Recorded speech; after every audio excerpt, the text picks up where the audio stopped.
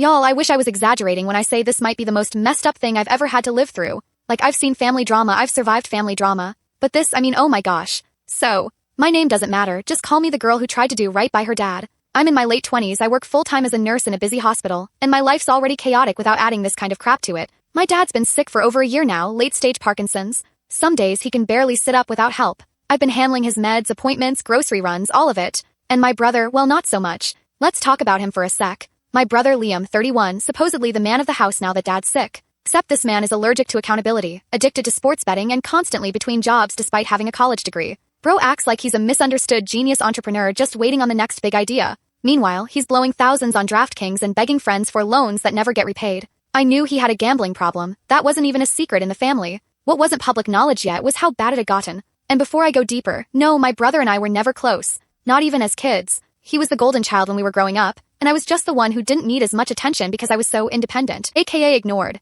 Classic setup. Anyway, Dad's condition started really declining this year. His speech got harder to understand and he had 2 falls in 1 month. That was the wake-up call. We moved him into my place because he couldn't be left alone anymore, and Liam offered so generously to manage Dad's finances since he knew more about online banking. Spoiler alert, he knew more about stealing. I didn't realize how sketchy things had gotten until about 6 weeks ago. I was going through receipts for one of Dad's prescriptions and noticed a weird withdrawal on his account. Like $400 from an ATM in a totally different city, a place my dad never goes. First, I told myself maybe it was a mistake. Maybe it was an old auto payment I missed or something. I wanted to believe that. I really did. But then more stuff started popping up, like Uber's, DoorDash, FanDuel charges. Thousands just draining out of my dad's retirement savings. And guess whose email was linked to all of it? Yup, Liam's. I swear to God, when I saw that, I just sat there staring at my screen, heart racing like I was about to pass out. I wanted to be wrong so bad. I wanted to believe maybe someone hacked the account or, well, maybe I was just paranoid. I didn't even say anything right away. I sat with it for like a week, hoping I could find some kind of reasonable explanation.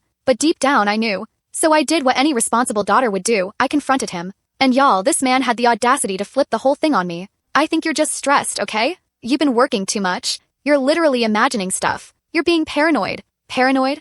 Dude, I had screenshots. I had statements. I had the whole paper trail in my phone. He even tried gaslighting me into believing I might have done some of the charges and forgotten. Like, bro, I'm a lot of things. I might forget where I parked or who I need to call back, but I don't forget dropping $600 on DraftKings in the middle of a Tuesday night. That's when I knew this wasn't just some addiction mess. This was deliberate. Calculated. And if he was doing this while Dad was sick and vulnerable, what else was he capable of? But wait, we haven't even hit the worst part yet. 'Cause when I started digging deeper, I found something I never expected. Something that made me realize this wasn't just about Liam being selfish or impulsive. This was something bigger, and way darker. But I'll get to that. For now, just know, this story only goes downhill from here. Alright, this is where it gets wild. So after Liam pulled that whole "you're just paranoid" gaslight routine, I decided to stop playing nice. No more giving him the benefit of the doubt. No more trying to handle this like siblings who just had a misunderstanding. I didn't say another word to him after that argument. I started quietly collecting everything. Screenshots, bank statements, emails, texts. Like I went full digital FBI. So a few days later, I sat down with my dad to talk about it.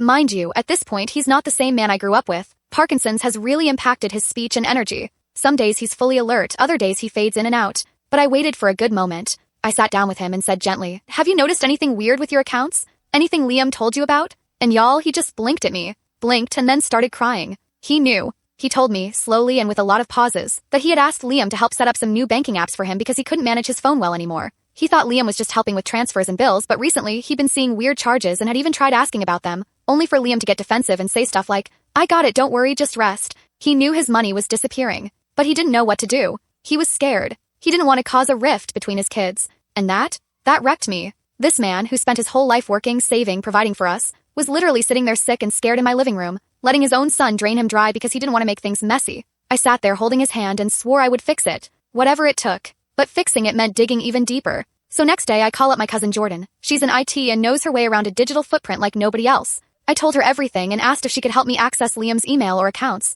Now don't come for me, yes, it was shady. But if you think I'm gonna sit around and let my father's life savings evaporate while this man-child buys NBA betting picks and Taco Bell, you've clearly never had to be the responsible sibling. Jordan gets to work. And bro, the stuff we found? It wasn't just gambling. It was blackmail. Liam had been using Dad's info and get this, even trying to get a reverse mortgage behind our backs. Like, literally selling off chunks of our father's home equity for short-term loans. There were emails between him and some sketchy financial advisors, with Gmail addresses trying to help him unlock assets to cover debt from high-risk investments. What the H? That's not even the part that sent me spiraling. You want to know what did? An email thread between Liam and a woman named Kelly. Subject line, let's keep this clean. In it, they're going back and forth about how no one can find out where the initial money came from and how once your dad is gone, we'll be fine. Excuse me? My heart literally stopped. I was staring at my laptop, hands shaking, rereading the line over and over again. Once your dad is gone, we'll be fine. Who teaches we? And what were they planning? I'm not stupid. I know that doesn't automatically mean they were planning to hurt him or anything, but it also does not mean that. Copied everything. Screenshotted the emails. Saved the threads to the cloud. Because at this point, I didn't feel safe. Not for myself. Not for my dad. But wait. There's more. I decided to message Kelly directly from a burner account Jordan helped me set up, just to see what would happen. I sent one line. You should really stop emailing things you don't want traced. She blocked the account within 10 minutes. The next morning, Liam comes storming into my apartment like he owns the place, yelling at me, calling me insane, asking if I hacked him. He's literally shaking. Not from anger, from fear. That's when it hit me. He knew I knew. And then he said something I'll never forget. You don't get it. If I go down, we all go down. Bro, what are you even talking about? That line haunted me. So I did what I should have done weeks earlier. I went straight to a lawyer. Not the cops, not yet. Just a lawyer friend from college. Explained everything, showed him the screenshots, the email threads, even the conversation with my dad. And he looked me in the eyes and said, this might not just be fraud. This could become a criminal case depending how far he's taken it. Y'all, my knees were legit weak. I was still trying to convince myself this was just a messed up sibling betrayal, like something you'd cry over, then maybe eventually forgive. But this was some Dateline level family crime. My lawyer friend said the safest move would be to freeze Dad's accounts immediately, cut off Liam's access, and file a formal complaint with the bank to get ahead of any liabilities. So I did it. I froze everything. And that's when all broke loose. The morning after I froze the accounts, Liam showed up banging on my front door like the police or something, full-on meltdown mode, screaming loud enough to wake up the neighbors. I open the door and he storms in like, what the F did you do? I was like, oh, you mean securing our sick father's life savings from your gambling addiction? That one? Bro was livid. You don't understand what you just did. You're ruining everything. You just made it worse for both of us. This point, I'm already filming him on my phone low-key in case I needed proof later. His energy was off. I'd seen him angry before, like break a controller angry, but this was different. This was cornered animal energy. He starts pacing like a maniac, muttering under his breath, saying stuff like, she's gonna freak. So I go, who's she, Liam? You been going through my emails? He asks, voice all tight. Yeah, busted. I didn't even deny it. Yeah, I read everything. The Kelly, the advisors, the reverse mortgage scams, all of it. He looks pale. Like actually gray. Oh, you think you're the hero, huh? He says. You think Dad's gonna thank you? That man would rather rot in silence than admit his perfect daughter is stabbing her brother in the back. That's when I realized Liam's not just a thief, he's delusional. He truly believes he's the victim here. He sat down on my couch and just started ranting. Like full confessional. Saying how he never got a fair shot, how Dad always bailed you out but left me to fend for myself, how nobody cared when I was struggling. Mind you, this man's version of struggling is maxing out 5 credit cards on crypto and FanDuel while refusing to get a job because 9-to-5s are for sheep. But here's where it gets scary. In the middle of his little TED talk about how hard his life is, he lets it slip. He says, Kelly told me I should have waited until after Dad signed the paperwork. But no, I trusted you. And look where that got me. I froze. What paperwork? I asked, real calm like. He blinked. Said nothing. And then he ran. Like literally bolted off my couch, out the door, into his car, and peeled off like I had a badge and a warrant. I just stood there, heart pounding like a drumline, because I knew right then, this was so much bigger than some stolen ATM withdrawals and sports bets. This was some estate manipulation, inheritance siphoning, criminal fraud type of mess. So now I'm thinking, did Dad have a will? Had Liam tried to change it? Forge something? I called our lawyer, not the one I met with, but Dad's actual estate attorney, and asked straight up, has there been any recent paperwork involving my dad's assets or power of attorney? And y'all? The lawyer hesitates. Then goes, actually yes. There was something submitted last week, but I was waiting to confirm the signature because something felt off. Y'all. I couldn't breathe. He emails me a scan of the form, an updated power of attorney giving Liam full financial control, submitted with what looks like my dad's signature. Except here's the problem. The date on that signature? It was the same day my dad had been in the hospital for a Parkinson's episode. Barely conscious. Couldn't even hold a cup of water. So no way and he signed anything. That's when I knew Liam forged it. And if the lawyer hadn't second-guessed it, he would have had complete legal control over all of Dad's money, his house, his medical choices. Everything. I called Jordan and told her everything. She goes, girl, this isn't just shady anymore. This is a felony. And she's right. Like, what kind of sick person forges a document to steal from their own dying father? But still, part of me was like, how did it get this bad? What even led him here? I was spiraling. I needed answers. So I did the unthinkable. I reached out to Kelly. Yeah, that Kelly. I still had her blocked account info. I made another burner and messaged her again. This time I said, I know everything and I have evidence. If you don't want this to go legal, you'll talk. She actually responded. One sentence. You have no idea what he's lied about. And then she sent a voice note. It was only 15 seconds, but those 15 seconds flipped the whole narrative. Her voice, shaky like she'd been crying, said, Liam told me his dad had already passed, that he'd inherited the money and needed help investing it. He lied to me too. Bro, I sat there staring at my phone like I was in a horror movie. So not only was Liam stealing, not only was he forging legal documents, he was literally telling people our father had already passed to cash in early. What kind of monster does that? I genuinely thought I was prepared for whatever came next. Like I had the emails, the forged documents, the bank statements, the voice note from Kelly, basically receipts on top of receipts. I had the moral high ground and I had the fire in my chest. But then my dad dropped a truth bomb that literally rewired my whole childhood. So after that voice note from Kelly, I knew I needed to talk to my father. Not just to protect him, but because I could feel it in my bones, there was more to this. So I made him some tea, helped him get settled in the living room, and I told him everything. The gambling, the stolen money, the forged power of attorney, the emails, like all of it. I expected him to be shocked or angry or heartbroken, but instead, he just sighed. And then he said, I was hoping it wouldn't come to this, but I guess you deserve to know the truth. At first I thought he meant the fraud, but no, this man was about to unravel a decades-long family secret. He looked at me, eyes clear, steady, and said, your brother didn't get this way on his own and it's my fault. I was like, huh? So here's the thing. Growing up, I always thought our family was normal but distant, you know? Like we weren't affectionate, but we weren't monsters either. Dad was the provider, Liam was the loud one, and I was the responsible one. Mom left when we were kids. She packed a bag one night after a fight with Dad and never came back. Or so I thought. Because apparently that wasn't the whole story. Dad said when Liam was 16, he caught him stealing money from Mom's jewelry box, thousands in cash and one of her gold watches. She'd been saving for months for some kind of private retreat. Dad confronted him, and instead of apologizing, Liam doubled down. Said it was owed to him because no one ever helped him. Turned into a massive blowout, screaming, shoving, and this is the part I'll never unhear. Liam pushed our mom. A 16-year-old kid hit our mother so hard she had to go to urgent care for a busted lip and a sprained wrist from the fall. And my dad? He did what he thought would fix it. He covered it up. He begged our mom not to press charges, told the doctor she tripped, said they'd get him therapy. Promised it was a one-time thing. But it wasn't. Liam kept spiraling and Mom couldn't take it. She left not because she was selfish or cruel, like Dad always let us believe, but because she was scared. And Dad? He cut off contact with her, told her not to come back, told us she abandoned us, lied to us for years. All those birthdays I spent crying because Mom never called, all those times I thought she was the villain. Dad had pushed her away to protect Liam. He sat there shaking, his eyes glossy, and said, I thought if I just kept covering for him, he'd grow out of it. But he never did, and now I've created a monster. Y'all, I could barely sit still. I wanted to punch a wall. 'Cause suddenly everything clicked. Liam had always been coddled, always bailed out, always told you'll get it right next time. And I had resented him for it, not knowing my dad was behind the curtain, pulling the strings and quietly enabling every single destructive decision Liam made, and then turning around and telling me to be the bigger person.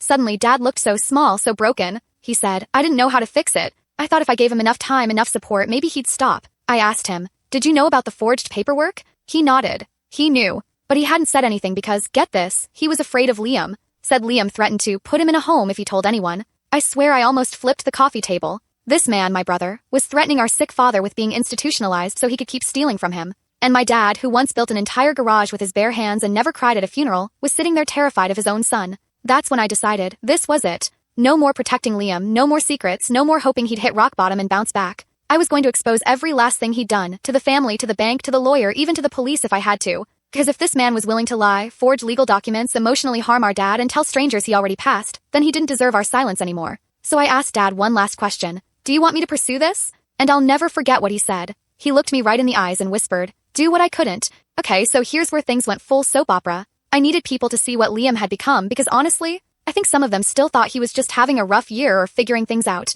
Like, babe, your man-child nephew is out here forging legal documents and threatening his father. This ain't a phase. This is a criminal career. So I did what any fed-up daughter would do. I called a family meeting. Yes, I literally sent out a group text that said, hey, I know we've all been concerned about Dad's health. I need to update you all on something really important. It involves Liam, and it's serious. Please come by my place Saturday at 4 p.m. No excuses. Trust me, you'll want to hear this. And let me tell you, people actually showed up. My aunt, 2 cousins, my dad's younger sister, even my uncle who hates family gatherings and usually forgets birthdays. They brought wine and casserole like it was a holiday. And Liam came too. Showed up late, wearing sunglasses indoors, with his usual smug attitude like he thought he was just gonna charm his way out of this. Spoiler alert, he did not. So I waited until everyone had a plate in their lap and was halfway into a glass of wine. Then I stood up, looked around the room and said, I need everyone to put their phones down. What I'm about to say might change how you see Liam forever. And y'all, the silence? Delicious. I started with the facts. I told them about the money missing from Dad's accounts, the withdrawals, the FanDuel charges, the Uber Eats to someone's apartment in the city. Not Dad's, not mine. All while Dad was too sick to even hold his phone properly.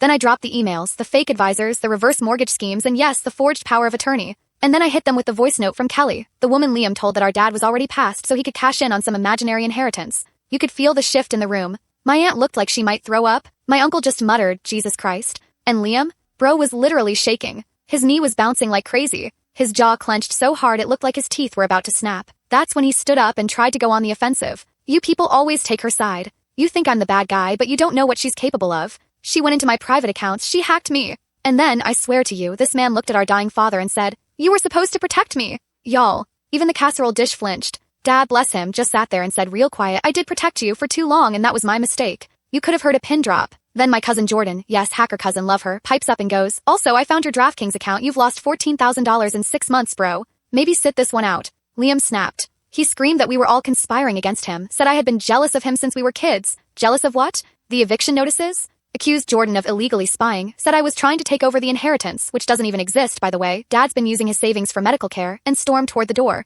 But before he left, he turned around and looked me in the eyes and said, "You think you've won? This isn't over, you'll regret this." And y'all know I couldn't let that go without a mic drop, so I said loud and calm, "I don't regret exposing you, I regret protecting you for so long." Boom. He slammed the door so hard a picture frame fell off the wall. Dramatic much? Everyone had questions. Aunt Maria cried. My uncle was Googling legal consequences of forgery at the table. One of my cousins was already texting their lawyer friend. But the real moment that stuck with me, my dad grabbed my hand and with tears in his eyes said, "Thank you for being the daughter I never deserved." Let's be honest, families like to pretend. Pretend everything's okay, pretend he's just going through a phase. Pretend we can fix things with another second chance. But sometimes the only way to fix anything is to blow it all up and rebuild from the ashes. And that's exactly what I did. Alright, so after the family meeting, after the receipts, the voice notes, the screaming match, and Liam's dramatic exit, I really thought things might settle down. Like, not magically fix themselves, but at least calm down. But nah, this man doubled down. Within 24 hours, he was in full-blown damage control mode, posting cryptic rants on Facebook like, "Watch out for snakes in your own bloodline.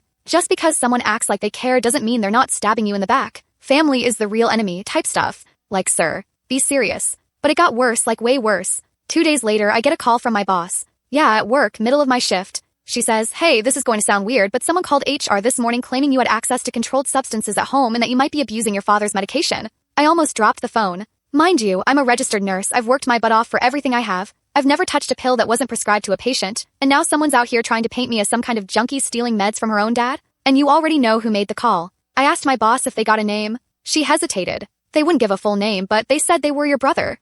This man just tried to ruin my career. Over what? Because I exposed him? Because I dared to stop him from robbing our father blind? Girl, I went from shock to fury in 2.3 seconds. I told HR everything. Sent them the lawyer's email, showed them the family meeting notes, even the screenshots of Liam's unhinged posts. My boss was super understanding, but she warned me, "You need to protect yourself. This kind of thing can escalate fast." And she was right because that same night, I came home to find my apartment door unlocked. I swear, I nearly passed out. I live alone, I always double lock my door. I triple check it even. But I walk in and the latch is off, the chain's dangling and the air feels wrong. Like someone had been there. I walked through, room by room, nothing stolen, nothing broken, but I know someone had been inside. I could feel it. My bathroom cabinet was open. Dad's medication tray was sitting differently, and my laptop moved from my desk to the couch. I checked the security cam I'd installed after Liam's last tantrum, the one above my door. Guess what? The footage for that day? Deleted. I called Jordan in a full-blown panic, and she immediately checked the cloud backups. Nothing. Whoever did it knew how to cover their tracks. I was done. I took everything, the forged power of attorney, the bank documents, the emails from Kelly, the screenshots of threats, the voice note, the family testimonies, and the security camera logs, and I went straight to the police.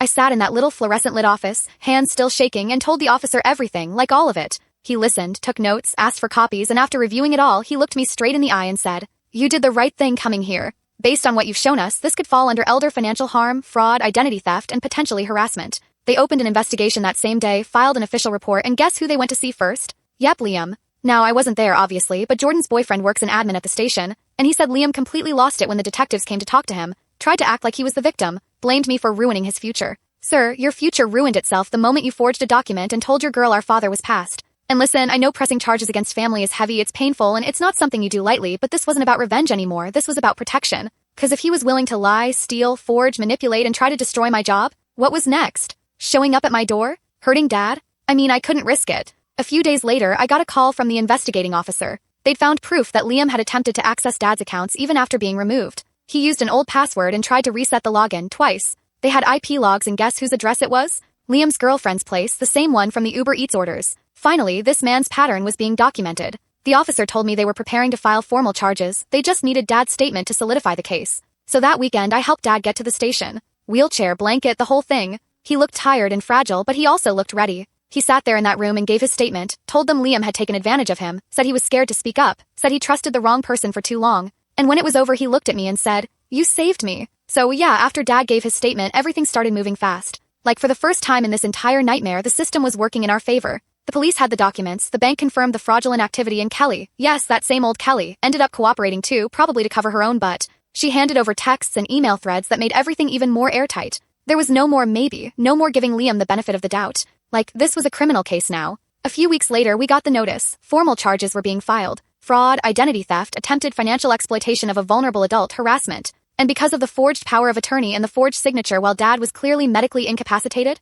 y'all, that bumped the charges up hard. He wasn't just looking at fines or community service. He was looking at actual jail time. And the crazy part? He still tried to play the victim. Liam texted me after the charges were filed like nothing had happened. Hope you're happy. You just destroyed your own brother's life. And I didn't even respond. Not a word. Because at that point, I wasn't going to waste another second of breath on a man who had made it his mission to ruin the people who actually tried to love him. Fast forward a few weeks, the court date arrives. It was surreal. Sitting there in the courtroom, my dad in his wheelchair beside me, Jordan and our aunt in the row behind us, all of us quiet, holding our breath, and then Liam walked in. He looked awful, hollow, like the weight of all the lies he'd spun had finally settled on his back. His girlfriend? Nowhere in sight. Apparently she bailed the second things got real. Kelly too. Poof. Gone. His lawyer tried to spin the sob story about family miscommunication and emotional stress and how Liam wasn't thinking clearly due to a gambling addiction. But babe, no amount of I'm sorry-us were gonna erase the fact that he forged legal documents, drained accounts, manipulated our dad, and tried to destroy my entire career. The judge wasn't buying it.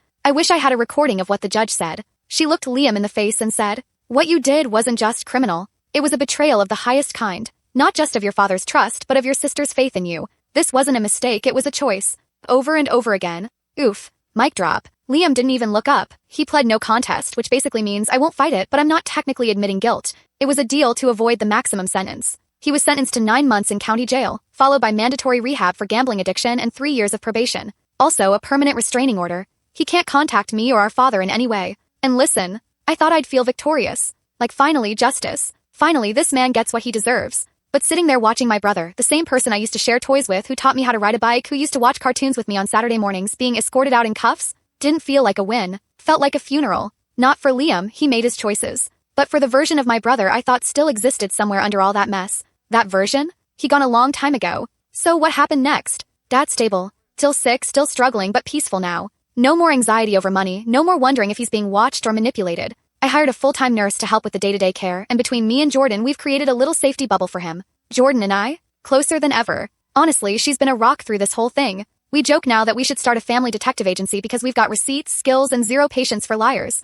As for me, I'm healing. Slowly. My work stood by me through the chaos. I even got promoted to team lead a few weeks ago. Go figure. Turns out standing up for yourself doesn't ruin your career. And Liam? Last I heard, he's serving his time quietly. No visitors, no more posts, no more lies. Just silence. Maybe he's finally facing himself for the first time. Maybe not. Either way, I'm done carrying the weight of his decisions because for the first time in years I can breathe, I can sleep. I can sit in my living room with my dad sipping tea and watching game shows and know that we are safe. Dad's still with me. His health goes up and down, but we've built this little routine. I make him his favorite tea every morning. He watches cooking shows and tries to remember recipes he used to love. Some days are hard, but there are days, right? I still check the locks, still glance at the security cam cause trauma doesn't vanish overnight, but I also laugh more now and sleep deeper and trust myself in ways I didn't before all of this. And y'all, Jordan and I started a blog. Yeah, wild, right? It's called Bloodlines and Boundaries. We talk about toxic families, fraud prevention, healing from betrayal. Honestly, it started as a coping mechanism, but now people from all over share their stories with us. Because apparently, I'm not the only one who's had to choose truth over keeping the peace. If there's one thing this whole thing have taught me, it's this. Sometimes doing the right thing means becoming the villain in someone else's story. And that's okay because I didn't burn the bridge. Liam poured the gas. All I did was finally light the match. And baby, I'm not sorry.